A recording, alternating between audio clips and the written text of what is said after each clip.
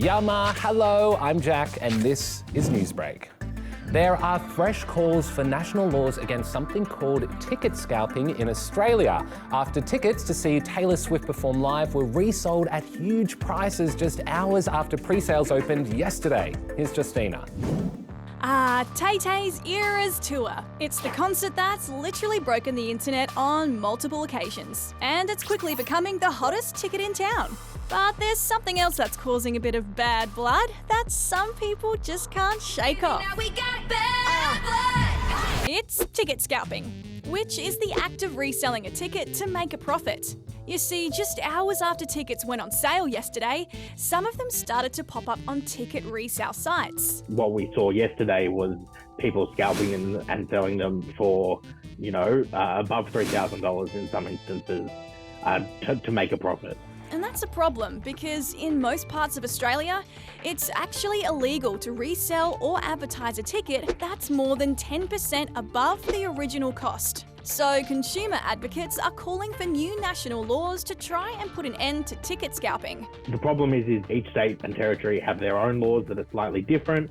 They say the laws are needed to keep resale sites accountable and protect us from unfair pricing, as well as some of the other risks associated with buying secondhand tickets. We've heard countless stories of people purchasing tickets at inflated prices and then never receiving the tickets, or receiving fake tickets, or being turned away at the venue. They've got some karma coming for them. The Aussies have taken out an 89-run Ashes Test victory over England. Ash Gardner was an absolute machine. She took 12 wickets during the match, which is the best performance of all time by an Australian woman, and the second best in women's cricket history. Australia complete a magnificent victory. That was the only test match they'll play in the series, and it's now on to 3 T20 and 3 one-day games, with just 2 more wins needed to take out the series. Dragons have been discovered in Victoria. No, not these guys. Yes, these little guys, the Victorian grassland earless dragon. And up until recently, they were thought to be extinct. Here's Liba. Here at a top-secret location in the Victorian grasslands, one of the country's most elusive animals has been found after 54 years. Yup. This is the Victorian grassland earless dragon. This is probably the most endangered reptile in the world. These little guys were once commonly found in native grasslands just west of Melbourne.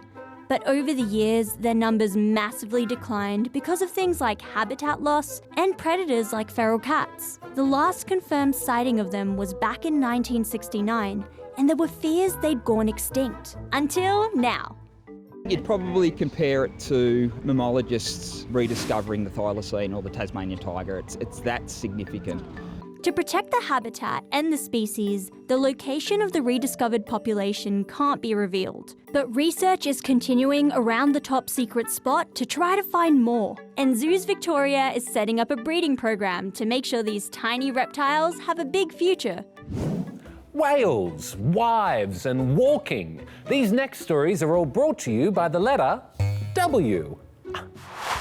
Check out this rather curious humpback whale getting up close to a kayaker at Bondi Beach in Sydney. Wowee, he's right next to you.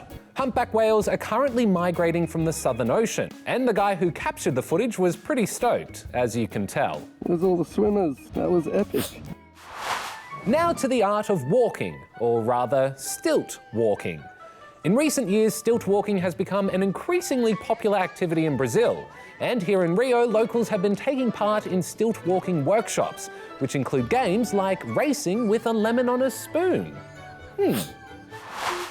And finally, welcome to the competitive world of wife carrying, where husbands carry their wives through a course filled with obstacles. The contest is part of the Midsummer Festival in Canada, and this year Eric and Anna took out the fastest time. But how's this for a scandal? They're not even married, they're just friends, which according to the rule book is fine. So perhaps not as scandalous as I first thought. And speaking of scandals, it's the end of the show, but don't worry, we'll be back with more tomorrow. Until then, bye-bye.